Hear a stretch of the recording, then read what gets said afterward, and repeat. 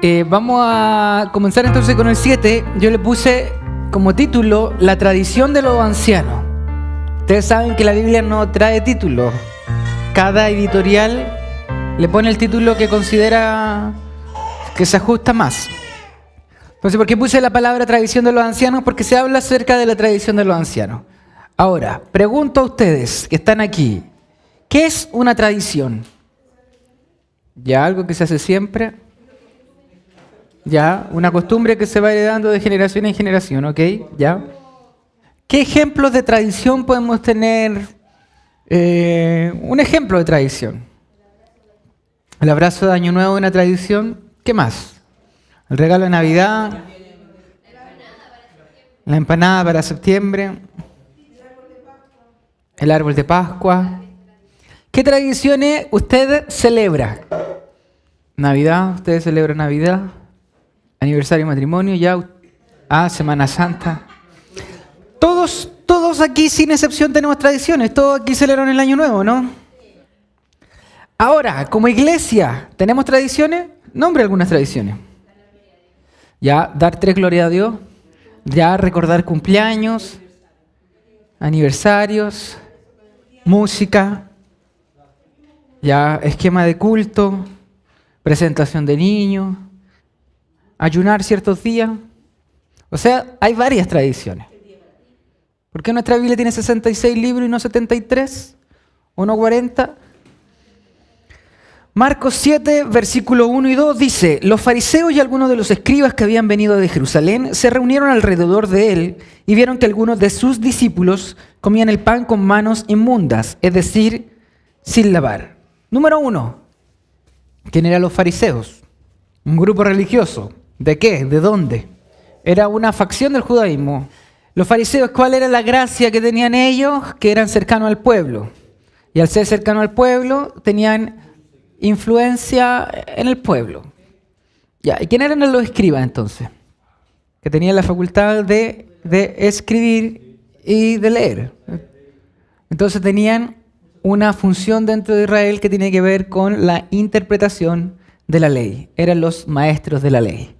¿Habían escribas fariseos? Sí, también habían escribas quizás de otra rama. Entonces aquí dice que los fariseos y algunos de los escribas que habían venido ¿de dónde? De Jerusalén. Jesús, ¿dónde es su ministerio? Galilea y los alrededores del mar de Galilea, que está un poquitito más arriba.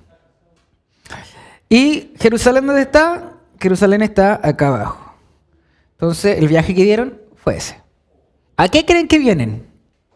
A mirar qué estaba pasando con Jesús. ¿Y qué vieron? Y vieron que algunos de sus discípulos comían el pan con manos inmundas, es decir, sin lavarse. Entonces, ¿qué veían aquí? ¿Vieron a Jesús haciendo algo? No dice aquí que vieron a Jesús. A los discípulos.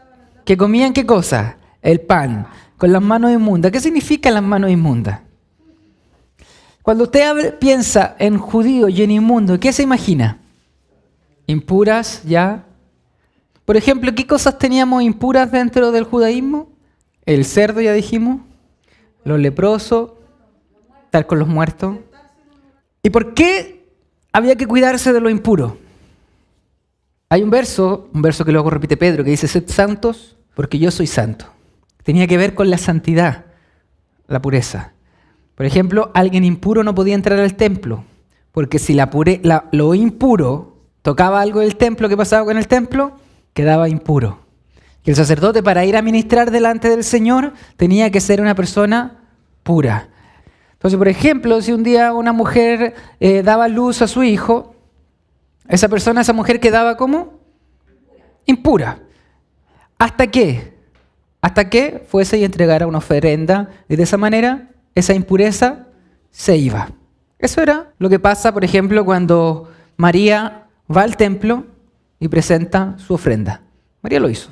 Ahora, impuro no es igual a pecador. Pecador es aquel que transgrede la ley. Pero la impureza podía no ser producto de un pecado. Nadie consideraría que es pecado que a una mujer le llegue la regla. Entonces aquí hay algo que le dicen los fariseos. Que los discípulos de Jesús, ¿qué hacían? Comían el pan con las manos inmundas. ¿Por qué? No se las lavaban. Eso es lo que decía. No se lavan. Pero aquí no tiene que ver con algo higiénico. No es como que, oiga, uno manda a su hijo a lavarse las manos antes de comer porque por higiene, sino que tiene que ver con esto, con el acto ritual de la pureza. Ahora usted tiene que comprender nuestro concepto muy, muy distinto a lo que pasaba en ese tiempo. El templo era algo sumamente importante porque ahí habitaba Dios. Es decir, en ese tiempo los judíos inclusive consideraban que tú podías orar fuera del templo, pero si tú orabas en el templo, tus oraciones eran más escuchadas. Entonces ese lugar tenía que ser un lugar puro, ajeno a toda suciedad, a toda mancha, a todo pecado, porque ese lugar era un lugar santo. ¿Por qué? Porque habitaba Dios. Entonces estaban los fariseos y los escribas que le dicen eso. Y aquí Marco, como este evangelio no necesariamente iba a judíos, explica. Dice, porque los fariseos y todos los judíos no comen a menos que se laven las manos cuidadosamente, observando así la tradición de los ancianos, y cuando vuelven de la plaza no comen a menos de que se laven. Y hay muchas otras cosas que han recibido para observarla, como el lavamiento de los vasos, de los cántaros y de las vasijas de cobre. Entonces, ¿quiénes hacían esto? Todos los judíos. ¿Qué hacían? No comían con las manos sucias. ¿Por qué? Por una cosa de pureza. Si yo con mis manos sucias, es decir, impuras, toco la comida, ¿esa comida qué le pasa? Queda inmunda, queda impura. Y si yo me la como, ¿qué pasa? Quedo inmundo, quedo impuro. Pero aquí Marco nos dice algo que dice, observando así la tradición de los ancianos. Esto, hermano, no era un mandamiento que estuviera en la Biblia. La Escritura no decía que debían lavarse las manos antes de comer. Eso no está. Esto era una interpretación. Entonces después dice, entonces los fariseos y los escribas le preguntaron, es decir, ya, los fariseos y estos maestros de la ley miran que sus discípulos están comiendo sin lavarse las manos, entonces van a donde Jesús y le dice, ¿por qué tus discípulos no andan conforme a la tradición de los ancianos, sino que comen con las manos inmundas? Le preguntan a Jesús. Es como un poquitito si hoy día viniera alguien de otra iglesia y le dijeran al pastor, oiga, ¿por qué aquí en esta iglesia no vienen con corbata los hombres? ¿Por qué en esta iglesia veo a hermanos que no levantan las manos cuando cantan o que no cierran sus ojos para orar?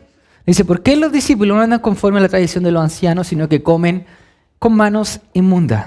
Pero Jesús no intenta justificar ni intenta explicar por qué no lo hacen. No les dice, no, es que esto, sino que les da dos argumentos y a través de estos argumentos nos deja una enseñanza a nosotros.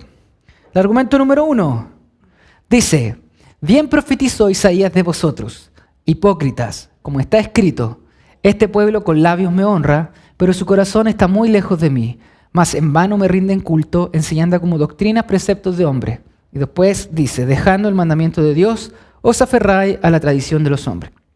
Entonces la primera manera en que le responde Jesús es recalcando esto, que han dejado el mandamiento de Dios y se aferran a la tradición de los hombres. ¿Cuál era el problema entonces aquí de los fariseos y los maestros de la ley? Dejaban de lado los mandamientos. Es decir, se preocupaban por esto, pero por esto otro no se preocupaban. No les preocupaba realmente Dios, sino las tradiciones de los hombres. Y ahí Jesús cita Isaías, que es Isaías 29:13. Este pueblo con labios me honra, pero su corazón está muy lejos de mí, es decir, de Dios. Y luego sigue, mas en vano me rinden culto. ¿Por qué? Porque enseñan como doctrina preceptos de hombres. Es decir, ustedes han cambiado los mandamientos por enseñanza de hombres. Los fariseos no eran personas que fueran malas, así como, oh no, nosotros somos unos legalistas y queremos que ojalá que nadie se salve ni nada. Ellos lo que tenían eran celosos de las interpretaciones que habían hecho personas en el pasado. Esas son las tradiciones de los ancianos. Ellos anteriormente se había dicho de tal manera, mira, esta ley se interpreta de tal manera.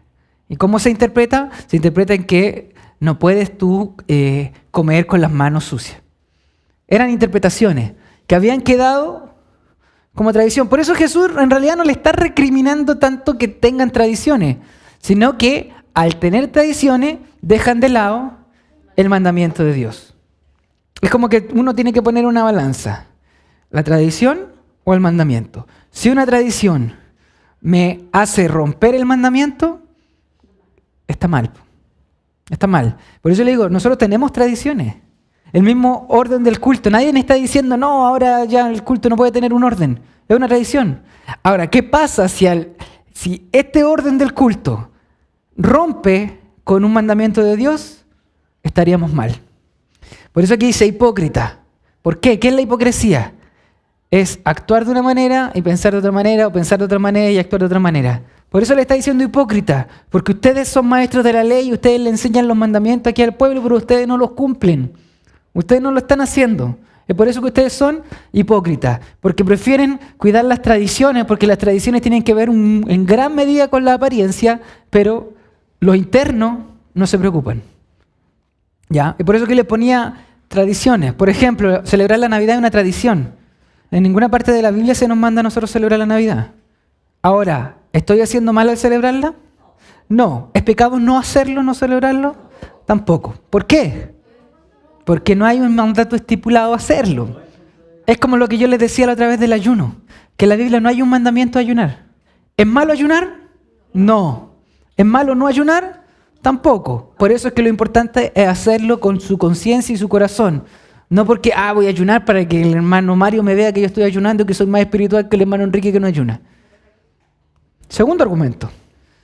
Dice, también les decía, astutamente violas el mandamiento de Dios para guardar vuestra tradición. Y aquí otra vez confronta la tradición y el mandamiento de Dios. Porque Moisés dijo, honra a tu padre y a tu madre. Eso es uno de los 10 mandamientos, ¿cierto? Pero ese mandamiento además se extiende un poco más luego en Levítico. Dice, el que hable mal de su padre o de su madre, que muera. O sea, que honrar a su padre era algo sumamente importante. Dice, pero vosotros, es decir, ustedes, escribas y fariseos, dicen, si un hombre dice al padre o a la madre, cualquier cosa mía con que pudieras beneficiarte es corbán, entre comillas, aquí de nuevo Marco lo explica, es decir, ofrenda a Dios, ya no le dejáis hacer nada en favor de su padre o de su madre. Aquí lo explico. Había una tradición donde yo ciertas pertenencias mías o dinero mío podía entregarlo a Dios. Por ejemplo, todo lo que tengo yo reunido en el banco, eso es destinado a Dios. Corbán, una ofrenda a Dios, esa es la palabra, corbán. Entonces, si mi mamá necesitaba dinero, ¿yo tenía plata? ¿Tengo plata o no tengo? Sí la tengo en el banco. Pero yo le decía, no te puedo ayudar, porque es para Dios, es corbán. Entonces, ¿qué le está diciendo a Jesús? Que por su tradición están anulando un mandamiento, honrar al padre y a la madre. Y entre ese honrar al padre y a la madre tenía que ver el sustento económico.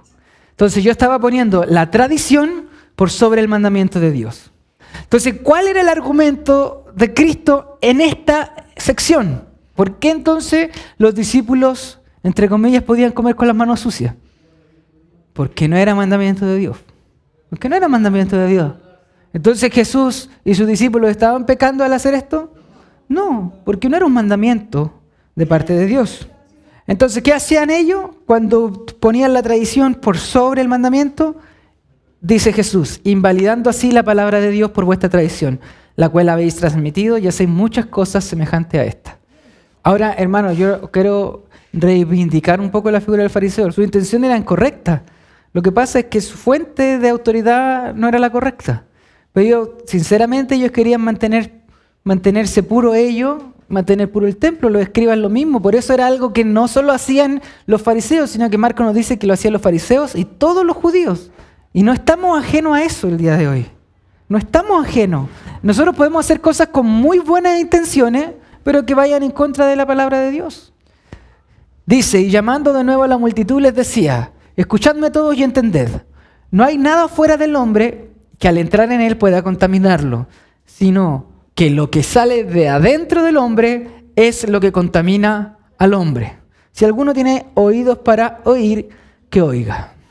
¿Qué significa esto? Vamos por partes. Porque cuando dejó a la multitud y entró en la casa, sus discípulos le preguntaron acerca de la parábola y les dijo, ¿también vosotros sois tan falta de entendimiento? O sea, eso mismo nos dice a nosotros Jesús. Pero Jesús se diferencia de otras personas, quizás que le hubiesen dicho no le explico nada. Jesús le dice, ¿no comprendéis que todo lo que de afuera entra al hombre no le puede contaminar porque no entra en su corazón sino en el estómago y se elimina? ¿Qué está haciendo aquí Jesús? ¿Qué está hablando? ¿Qué es lo que entra en el estómago? La bebida, la comida. Entonces, ¿qué es lo que está diciendo aquí Jesús? Porque aquí lo que está diciendo es algo radical.